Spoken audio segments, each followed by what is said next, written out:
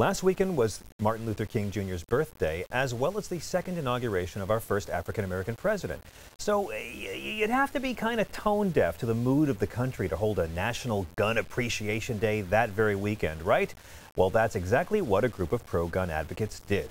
And now, one of the groups behind Gun Appreciation Day, no, not the white supremacist one, although they were behind it, I'm talking about political media, they have a new campaign called What Would Django Do?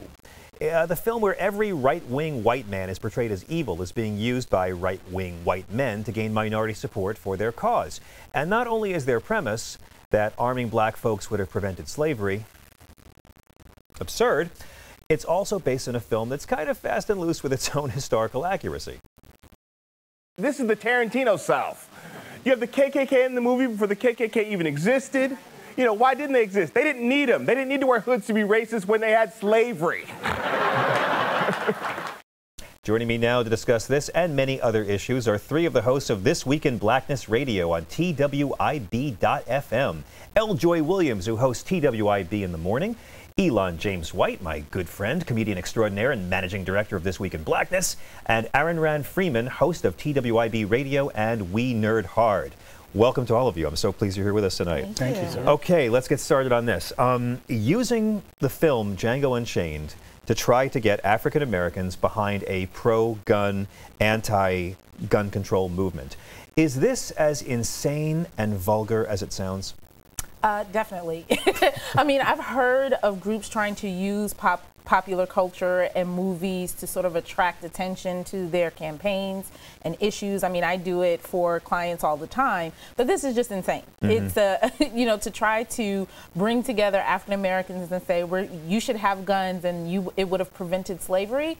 No. Yeah, I mean, Aaron, let me ask you, when you have right-wing white guys saying if we'd had guns back then and given them to slaves, there wouldn't be a slavery problem, despite the fact that slavery, despite the fact slavery was perpetuated by what? Right-wing white guys. So where do we begin?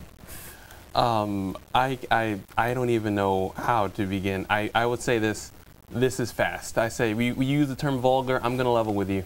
It's quick. If you want to gather up a bunch of black people in your head from the position of being a right-wing white person, how easy is it to just, there's this movie where this black guy is killing all these white people, and that is awesome, and that is all you know, and apparently that is all the black people know. I would argue that took maybe about 15 minutes of brainstorming. They probably went out for a walk to McDonald's and came back, and they already had an advertising campaign. Now, in fairness, there is a white person who kills white people here, too, but he's German. That's the only positive Caucasian in the whole film is German. Elon? Sir, I can't even express to you the ridiculousness of this because of, one, it was literally illegal for black folks to have guns because they were so afraid that we would stop slavery. Exactly. So you're literally ignoring the entire history of America when you're saying, hey, listen, if there was slavery, man, you could have just killed a bunch of white people. It's like, really? Really, you're supporting this because you do realize that if it was that time, you would be the first person to say, y'all can't have guns, right? Right. Well, I got to say, I love how much debate this film has triggered in our society. And there's, of course, been a lot of criticism surrounding the movie, from the use of the N-word to the historical inaccuracy to the violence, which Joe Scarborough blames Newtown every day on Quentin Tarantino, even though this film opened a week after that happened. Yeah. I want to ask all of you guys, because you guys talk about this a lot on the radio. Are any of these critiques valid, or do you think that it's people, you know, just talking about slavery with outrage that might possibly be misplaced? So, see, the thing is that slavery in general is a topic that when you discuss it in America, everyone is pricked. African Americans are pricked because it's our history. It's, you know, people experience that, and you can still talk to people, you know, who their mothers were enslaved, or, you know, my grandmother, you know, she knows that her mother was enslaved in our fight. So it's personal for us. And then you have America as a whole that says, we don't want to talk about that. That was a long time ago. We're over that. Get over it. You know, so everyone is sort of pricked, and we need to have the conversation continually until we can get a conversation and have a healing conversation about this, because it is a scab in our country that we have not healed yet. On a cinematic level, this isn't Gone with the Wind with the happy slaves at quitting time. This is, I think, and tell me if I'm wrong, the most anti-slavery film in terms of the institution ever released by a major Hollywood studio. Here's the thing, though. It's not it's beyond not accurate, because a lot of people are saying, oh, well, it's not exactly accurate. Like, forget the amount of accuracy. It's literally based in a land of myth. Like, the slavery of that movie didn't exist. There was never Mandingo fighting. Like, this didn't happen. And he often yells about the idea of authenticity. And we had on Dr. Blair Kelly from NC State, and she pointed out that you want all the authenticity of the violence, you want all the authenticity of the N-word, but you don't want the authenticity of how actually slavery worked. You couldn't call a historian in to just say, hey, does any of this make sense? Because he didn't do that. And on top of it, the conversation around this is problematic because it's not really even dealing, because the fact is, you're right, it's not going with the wind, but at the same time, this is not a slavery documentary. And not people try to act like it's like, oh, this is the realest thing. It's like, it's not real. It was literally like the idea of two slaves worth $5,000, which nowadays will be around $100,000, fighting to the death. People, yeah, that's right. White slave owners were just throwing hundreds of thousands of dollars away just randomly. That makes perfect sense. Aaron, we only have a couple seconds before break, but I just want to say, should we be surprised about this, considering the director's last film featured Jewish American soldiers killing Hitler during a movie? I've been saying this now. I've been saying this for a while. I feel like it discredits.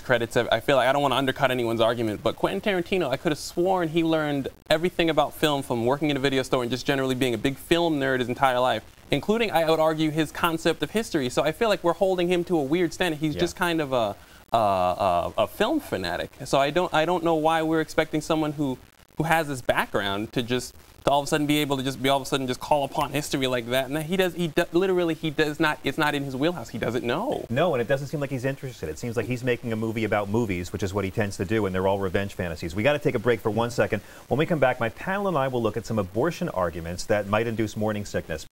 Wherever you stand on the divisive issue of abortion, if your views on abortion don't make sense, then you don't make sense. Corey Hemplo. New Mexico State Representative Catherine Brown proposed a bill that would, seriously, charge rape victims with tampering with evidence if they got pregnant during an assault and later terminated the pregnancy of their rapist child.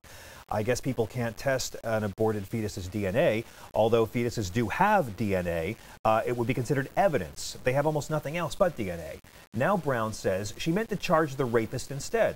So this law may need to go for a longer gestation period before it's viable. But also, a Catholic nonprofit now says fetuses aren't really people if they cost the nonprofit any money. This comes in a lawsuit after doctors in Colorado didn't save unborn twins in a Catholic hospital. Catholic Health Initiatives, which runs the facility, says the family can't sue because fetuses aren't legally people. But it's still a sin to get an abortion just because you can't afford children who aren't people now. Let me bring it back to my panel. I'm not smart enough for this. L. Joy Williams, Elon James White, and Aaron Rand Freeman, all from This Week in Blackness. So, folks, let me ask you, why do our anti-abortion friends keep bringing up rape? Are they addicted to losing elections? I have a message for everyone who wants to have a conversation about rape and abortion, and it's not your immediate situation. It's not you having this conversation with the people that are discussing and deciding whether or not to have an abortion or being raped. Stop talking. How about that? Well, but stop talking. But that if it is not your individual issue, let's try. Because these things are stupid. I meant to, a legislator? Oh, I didn't mean the woman who experienced this tragedy. I meant the rapist. The rapist. And even though she did something that's a sin and, she shouldn't do, she should maybe be charged, but what? Stop talking. She's now saying she wanted to punish the victim. Now she says she wants to punish the doctor and the rapist. I call shenanigans up and down on that because the original bill that they were trying to put down literally said that they were, anyone who got rid of, had an abortion, that was getting rid of evidence, hence that person was in trouble. That it was about the abortion. It was like if you had an abortion or you coerced someone to have an abortion. So if I said, hey, maybe you should have an abortion for that, then automatically it was on me. It was about abortion way more than attacking the person who actually did the raping or committed the incest. And so right now what you're seeing is someone retreating from blowback because it was because as soon as you say that, you're like, really? You're telling me you want to charge someone who just went through rape and or incest? Are you serious? It seems to me the more that this issue divides us as a people, the more I think that we don't have an abortion problem. We have an unwanted pregnancy problem and an abortion symptom. If we could just get people to agree on that and try to prevent unwanted pregnancies, maybe we'd have a start to a solution. But what do you guys think? Is there any solution to this destructive conflict? Well, we can't have conversations about the solution of unwanted pregnancy because idiots keep bringing up the conversation of you shouldn't have an abortion. You know, if we put that to the table, we all have devices of issue. People have personal beliefs on whether or not they believe they want to have an abortion or should have the right to have an abortion. That's your personal belief on that. We should not be legislating that. We should have, every woman should have the choice to decide what they want to do with their own body. And then let's have a conversation, a real legislative conversation about unwanted pregnancies and how we can prevent them. But we can't have that conversation as a nation because idiots have loud voices. Stop being reasonable. It's really annoying when you do that because you act like people care what you're saying.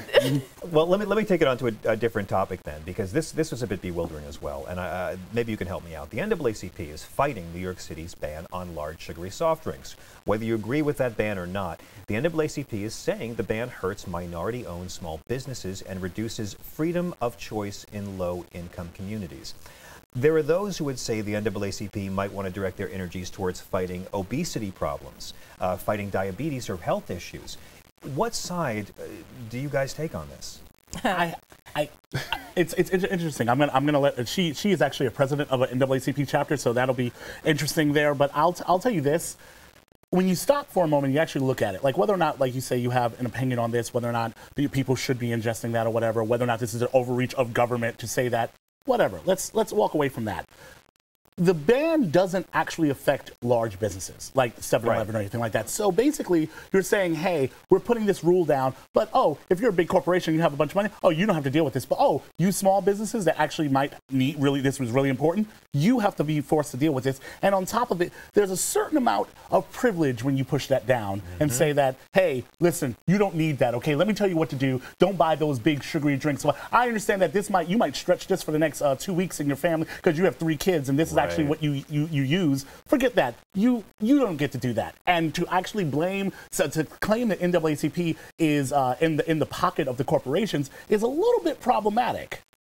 More than problematic. As Elon pointed out, I am a president of a local NAACP in Brooklyn. And, you know, one thing, we don't have permanent enemies and permanent friends. At the same time that right now we're fighting, brought this lawsuit and fighting against the undue stress this brings on minority business owners in the city of New York. You know, the people who suggest that we should do something about obesity, they should probably go to our website and see the programs that we have and that we do on obesity. You know, and what Elon brought up is true. Why pass a law? If you want to ban these sodas and the limit and what size they are, then it needs to apply to everyone. Exactly. And NAACP is about fairness, and this is unfair. That's Mike Bloomberg, those big government Republicans messing with our freedoms. My panel will stay with me after the break when we will talk briefly about Hillary Clinton. For a party that wants to live in the past, our Republican friends have a pretty short memory. It's coming up next.